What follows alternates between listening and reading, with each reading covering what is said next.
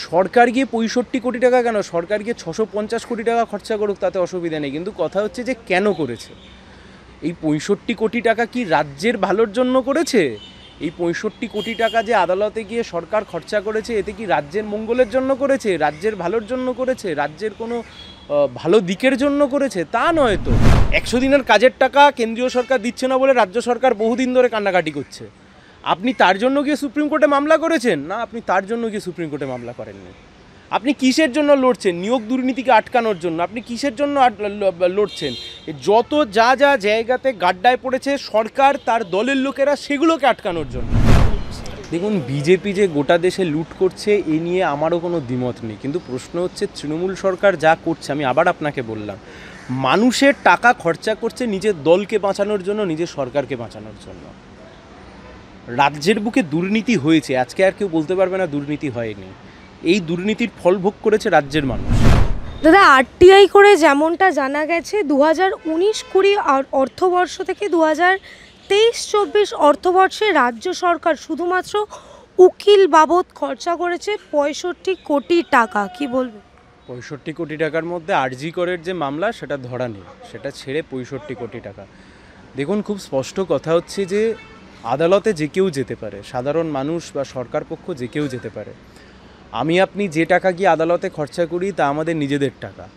সরকার আদালতে গিয়ে যে টাকা খরচা করে তা সরকারের নিজেদের টাকা, কিন্তু তা আসলে ট্যাক্সের টাকা, আমার আপনার টাকা, যেটা আমরা সরকারের কাছে গচ্ছিত রাখি। সরকার গিয়ে 65 কোটি টাকা কেন, সরকার গিয়ে ৬৫০ কোটি টাকা খরচা করুক, তাতে অসুবিধা নেই। কিন্তু কথা হচ্ছে যে কেন করেছে? এই 65 কোটি টাকা কি রাজ্যের ভালোর জন্য করেছে? এই 65 কোটি টাকা যে আদালতে গিয়ে সরকার খরচা করেছে, এতে কি রাজ্যের মঙ্গলের জন্য করেছে, রাজ্যের ভালোর জন্য করেছে, রাজ্যের কোনো ভালো দিকের জন্য করেছে? তা নয় তো।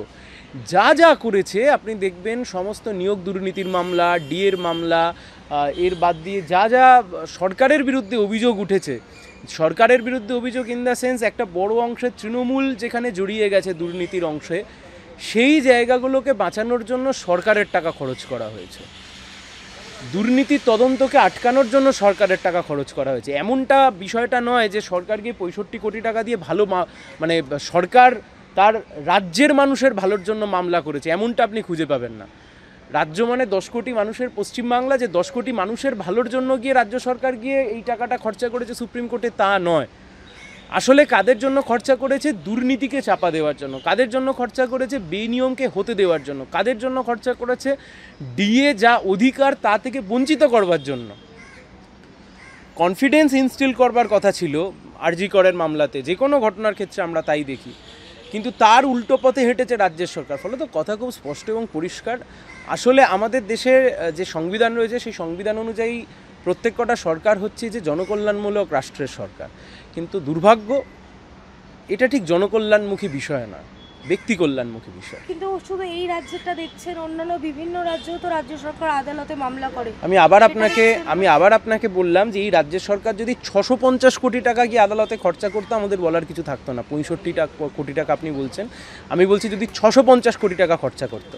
কিন্তু এই এই টাকাটা যে খরচা হয়েছে, এটা কী কারণে খরচা হয়েছে? রাজ্যের কোনো ভালো কিছুর জন্য? 100 দিনের কাজের টাকা কেন্দ্রীয় সরকার দিচ্ছে না বলে রাজ্য সরকার বহুদিন ধরে কান্নাকাটি করছে। আপনি তার জন্য গিয়ে সুপ্রিম কোর্টে মামলা করেছেন? না, আপনি তার জন্য গিয়ে সুপ্রিম কোর্টে মামলা করেননি।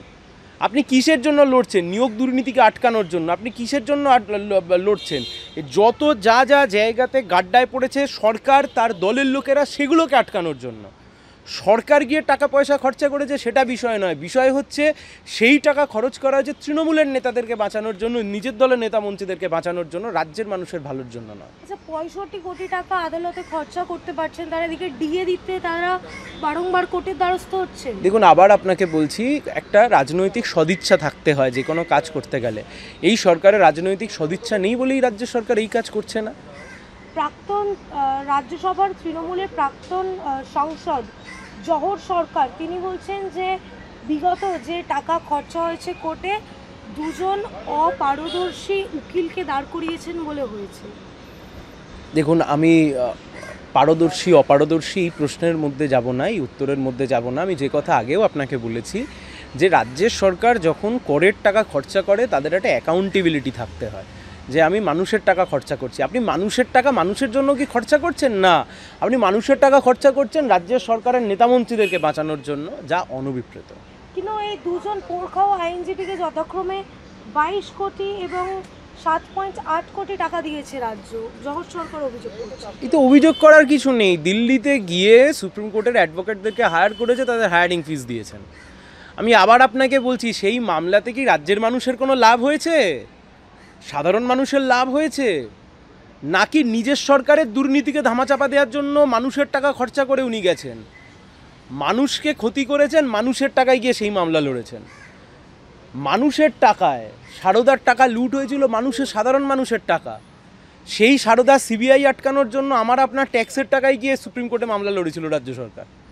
কথা খুব স্পষ্ট, কথা খুব পরিষ্কার। এই রাজ্যের সরকারের সদিচ্ছা, রাজনৈতিক পজিটিভিটি এবং রাজনৈতিক সদিচ্ছা নিয়ে বারবার প্রশ্ন থাকছে। 2024 এবং 2025 যে অর্থবছর, সেটা যোগ করলে সেই অ্যামাউন্ট প্রায় 75 থেকে 100 কোটির কাছাকাছি গিয়ে দাঁড়াবে। হ্যাঁ, তা দাঁড়াবেই তো। আমি তো আবার আপনাকে বলছি, রাজ্য সরকারের কুকীর্তি ঢাকবার জন্য রাজ্যের সরকার সাধারণ মানুষের করের টাকা তারা খরচা করছে। এ হওয়া উচিত নয়। একটা অ্যাকাউন্টেবিলিটি থাকতে হবে তো। সে অ্যাকাউন্টেবিলিটি কোথায়? অ্যাকাউন্টেবিলিটি নেই।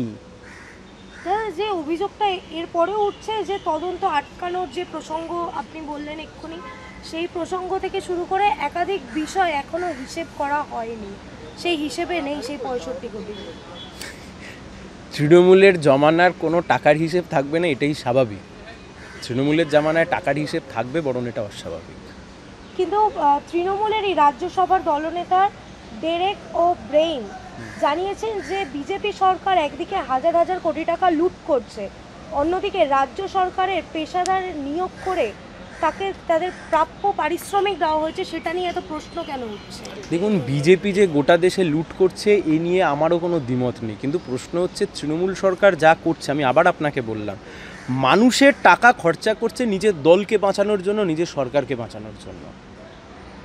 রাজ্যের বুকে দুর্নীতি হয়েছে, আজকে আর কেউ বলতে পারবে না দুর্নীতি হয়নি। এই দুর্নীতির ফল ভোগ করেছে রাজ্যের মানুষ। আপনি সেই দুর্নীতির তদন্ত আটকানোর জন্য আমার আপনার করের টাকায় গিয়ে সুপ্রিম কোর্টে মামলা লড়েছেন। তাতে আমার আপনার কি ভালো হলো? মানুষের কি ভালো হলো? সরকার মানে তো একটা ব্যক্তি নয়, সরকার মানে অনেকগুলো ব্যক্তিকে চালনা করবে যে সেটা সরকার। তাহলে সেই সরকার চালিত হচ্ছে নিজের দলের লোককে বাঁচানোর জন্য। কিন্তু আইনজীবীদের প্রাপ্য তাহলে দেবে না তারা? আমি আবার আপনাকে বলছি, সেই আইনজীবীকে হায়ার করতে হচ্ছে কেন?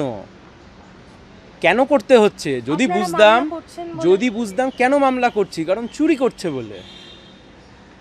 আদালতের খেয়ে পড়ে কাজ নেই, লাখ লাখ মামলা পড়ে আছে, এই মামলা নিয়ে বসে থাকবে?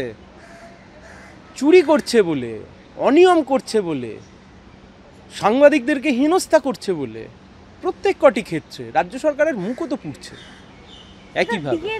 দিতে গেলে এদিকে রাজ্য সরকার বলছে টাকা নেই।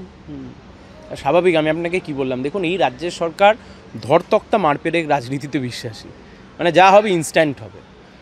অর্থাৎ কর্মসংস্থান তৈরি করা বা মানুষের অধিকার মানুষকে দেওয়া, প্রত্যেক কটা জায়গা থেকেই ডানপন্থী দক্ষিণপন্থী দলগুলোর একটা ক্যারেক্টারিস্টিক্স বা বৈশিষ্ট্যই হচ্ছে মানুষকে তার অধিকার থেকে বঞ্চিত করো। শিক্ষার অধিকার থেকে ছাত্রদেরকে বঞ্চিত করো, মহিলাদেরকে তাদের মর্যাদার থেকে বঞ্চিত করো, শ্রমিকদেরকে তাদের প্রাপ্য মজুরির থেকে বঞ্চিত করো, কৃষকদেরকে তাদের ফসলের দাম থেকে বঞ্চিত করো, ভোটারকে তার ভোটাধিকারের থেকে বঞ্চিত করো, ভোট লুট করে নাও। এই তো চলছে। অনেকগুলো হাই প্রোফাইল মামলা চলছে আদালতে, অন্যদিকে রাজ্যপালের যে মামলা, সেখানেও রাজ্যকেই টাকা দিতে হচ্ছে।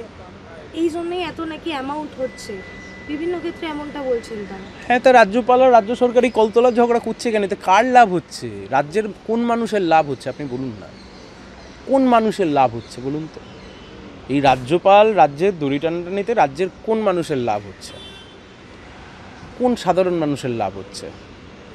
কার লাভ হচ্ছে? কিচ্ছু হচ্ছে না, কিচ্ছু হচ্ছে না। এই মেকি লড়াই শুরু হয়েছিল তো জগদীপ ধনকরের সময় থেকে। সেই জগদীপ ধনকর যখন উপরাষ্ট্রপতি নির্বাচনে দাঁড়ালো, তৃণমূলের ঠ্যাং কেঁপে গেল, তৃণমূল ভোট দিতে যায়নি তার বিরুদ্ধে। এই মেকি লড়াই বন্ধ হোক। দুঃখ হচ্ছে আমার আপনার ট্যাক্সের টাকায় এই অসভ্যতামগুলো হচ্ছে। দাদা, একেবারেই শেষ প্রশ্ন, আমার আপনার ট্যাক্সের টাকা থেকে শুরু করে একাধিক দুর্নীতি, এরপরেও তো বিভিন্ন ক্ষেত্রে তৃণমূলই সেই জিতছে ভোটে, সামনেই আবার নির্বাচন। দুটো কথা আমরা এই প্রসঙ্গে বলতে পারি। এক নম্বর হচ্ছে যে তৃণমূল যখন ভোটে মানুষকে ফেস করতে যাচ্ছে, তৃণমূল কি এই ইস্যুগুলোতে মানুষকে ফেস করছে, নাকি তৃণমূল যখন মানুষকে ফেস করতে যাচ্ছে তখন সেই ইস্যু কি হিন্দু মুসলিম হয়ে যাচ্ছে? আপনি আমাকে যা যা প্রশ্ন করলেন, এই ইস্যুতে কি ভোট হচ্ছে? আপনি আমাকে যা যা প্রশ্ন করলেন, এই চুরি দুর্নীতির ইস্যুতে কি ভোট হচ্ছে? অমিত শাহ বলেছিলেন সারদার ট্রায়াল করে সবকটাকে জেলে পুরে দেবো। কোথায় ট্রায়াল?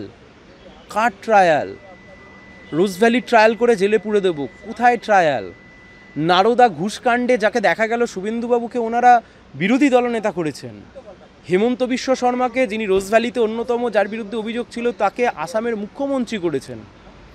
তাহলে প্রশ্ন হচ্ছে তৃণমূলকে যে ইস্যুতে বিপাকে ফেলা যায় তা হচ্ছে তাদের চুরি, তা হচ্ছে তাদের দুর্নীতি। সেই ইস্যু কি থাকছে? ইস্যু থাকছে না তো।